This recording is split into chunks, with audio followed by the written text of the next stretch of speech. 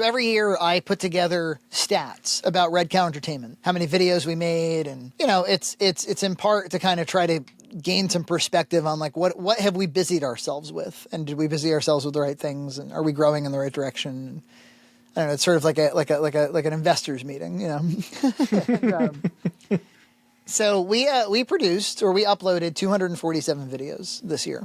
I think it's a lot of uploads. It's like the whole year minus 100 days. So. Right. It's a lot of uploads. And 167 of those were Red Cow Arcade clips. Because you might say, oh, that's all clips, though. Well, 60% of it was clips. And then additionally, 12 were shorts. So we didn't go as shorts crazy this year because sometimes they get a lot of eyeballs, but even when they do, they're not very valuable eyeballs, frankly. The best reason to make them is to memorialize funny moments so you can link them, you know, and I've noticed other creators aren't putting as much effort into them either, so. Well, I've spoken to subscribers or people who really like us, who are really into everything that we do and they want to watch everything we do. And I'll be like, oh, did you see the short? And they're like, no. And you find out like it's not obvious where like it doesn't show up in your feed in an obvious way. And especially if you're on mobile, like they kind of hide them. So yeah, because I don't think that I think YouTube it recognizes that it's not necessarily for your subscribers. It's to kind of like content explode all over the place. And so it shows up in unexpected areas. I don't know. It's not a game worth playing, frankly. There's no productivity in it, really. I do see other creators going crazy with those things. And I'm like, what are those buying you? Like, are you trying to be a TikTok star? Like get a sponsorship on TikTok? Or it's on YouTube. It doesn't drive subscribers. It doesn't make people excited. We did 26 full episodes of the podcast. So half the year, right? Never missed one. There were 11 EJ reviews, kind of like full blown, like whether it be the Brinkman or the Game Boy thing or gaming mod videos. So you did 11. I mean, if I only did the Game Boy video, I'd be happy, you know? Yeah, right, exactly. It was great. There were 7 Box Macs. There were 7 What's in Junt's carts. There were 2 Box Mac extras. They were Blu-ray promos. 3 unboxing Macs. I did do 3 shorts on the main channel. There was one that was like I did a Radio Shack one for RIP Restaurants and Retail. One that was the holiday trailer. And then one that was, it was the Junt's Cart one where he opened that like $800 valued box for $10 at the church fair. I guested on 2 podcasts, Disaster Squad and Ranked and Reviewed. We did 1 No Views, Halloween 2023. I did a blog of Gloria going to Storyland. I did the dessert contest, which is coming out soon. I did a Nina garden video, Junting Around Outdoors. We did an RIP that was going to a Smoky Bones Bar and Grill. And we did 1 Junt's Nest, which was just the rifle segment from the holiday special. Now, here's where the stats. This is where you're going to like these stats. These are of the subscription and views and financial variety. This was the year that we surpassed 20,000 subscribers on Red Cow Entertainment and 10,000 subscribers on Red Cow Arcade. And we celebrated 100 episodes of Red Cow Arcade. Yeah, it's a huge milestone. And those all happened within several weeks of each other, too. Exactly. It was kind of like, I don't know, an embarrassment of riches. Our analytics, they significantly improved in the following ways if you compare 2022 to 2023. So starting with Red Cow Arcade, we saw a 153% increase in watch time from last year to this year. So 2022, we had like 117,000 hours, and this year we had 295,000 hours. Wow. Yeah, of watch time, just on this channel. A 62% increase in year-over-year subscriber growth. So we saw a 3.2 thousand subscriber increase in 2022. This year we saw 5.2 thousand. Ad revenue is way higher this year than it was last year. A 256% increase. Wow. So last year it was 2.3 thousand. This year is 8,000 for just the ad revenue on this channel. Yeah, watch time really, there's like views don't really matter. It's like, it's well, the so actually our viewership was quite down from last year. Last year we had 2.3 million views on this channel. This year we had 1.7 million views. Watch time was up dramatically. Also, the views in 2022 were largely driven by shorts, which were 1 minute or less. Oh, so okay. they don't do shit that for makes you, sense. right? So lower views, but they watch longer and they're more substantial, yeah. Shorts just serve to confuse your analytics. That's what I'm learning. On the main channel, though, a 22% increase in views. So we went from 639,000 views last year to 780,000 views this year. A 44% increase in watch time on the main channel. 71,000 hours last year, 101,900 hours this year. Because you think like, oh, we're not as active on the main channel, but it's probably people who are subscribing to this podcast and are going back to the backlog.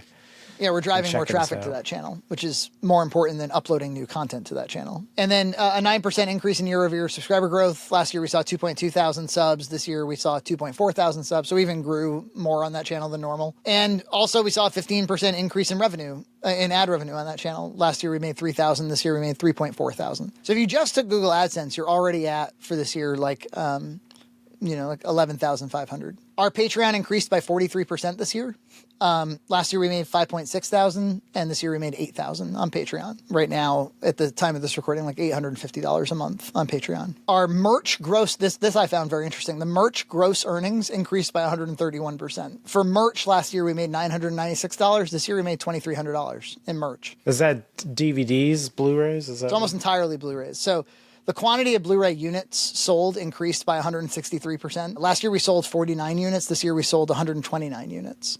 So is that you going to the post office and sending them? Yeah, it's me. I run to the post office every time somebody orders one of these things.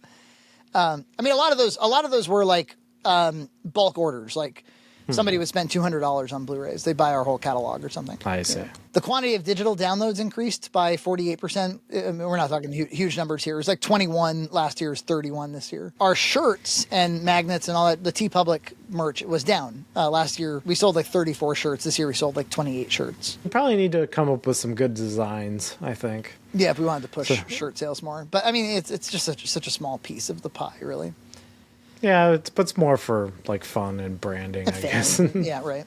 So overall, our earnings increased by 82% from last year. So we'll have surpassed. I'm talking about grosses. We'll have surpassed $20,000. We won't know. We won't have the final figure until the end of January when all the December stuff comes out. But That's crazy. that's for a small channel. We're pretty happy about that, And we intend on spending in the range of $100 per episode for podcast clips.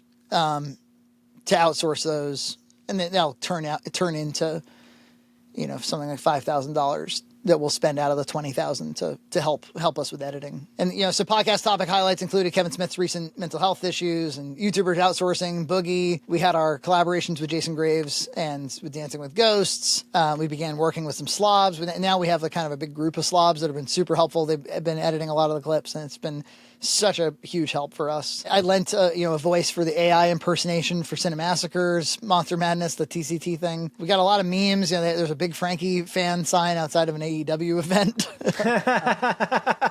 That's awesome. You made the Game Boy video. I made the Who is Red Cow video. We released Boxmac Volume 7 on Blu-ray, which interestingly enough, that one, because I think that is what kind of turned people on to like, oh, they sell Blu-rays. That sold 28 units, but we sold 129 units overall. So I think it kind of like, called attention to that. You and I both lost an Uncle Mike this year. Very strange. Oh. Yeah. It was my dad's brother. It was Mike, and he died this year. Cabot sent us the St. Patty's Mac. That was exciting. I gotta say, my mother-in-law is like starstruck that the like Cabot guy sends us stuff. She's like a huge fan of like the Cabot products, and I'm like, oh yeah, that whatever his name is, Farmer. What's his name? Yeah, Adam Farmer. Yeah. Adam Farmer. It's like, hey, he sends us like new Macs and popcorn. I got some that are. She was like amazed. Out of everything I've done, that's the thing that amazed her. Yeah, we did Micro Center, we did The Last Sears, we did Smoky Bones, we ate crickets, we got a custom action figure of a red cow. We had a lot of fun this year. I think I don't, I'm not going to promise any specific content for next year, but I still have this Super Credit Man documentary on my mind.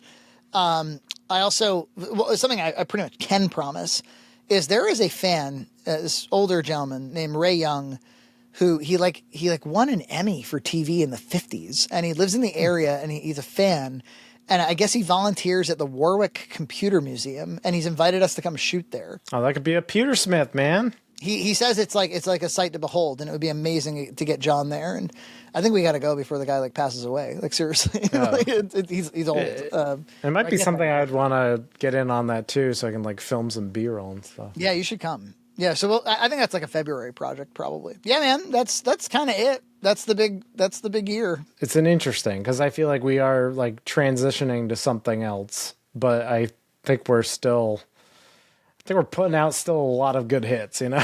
Like, I hope to think. I think getting some editing help on the podcast clips is really going to help turn the corner on giving us like a moment to breathe. Because like the rate we were going, like there was no moments to breathe. yeah, You're just kind of like laying down the next track, and Yeah. it's not a great place to be in when you're trying to come up with better content to do. Plus, Yeah. you have a life to live. yeah, life to live, and maybe it'll give us time to think about some other surprising projects. So, All right, man. We'll see you in 2024. yeah, Happy New Year. Subscribe to Red Cow Entertainment on Patreon for full episodes every other week.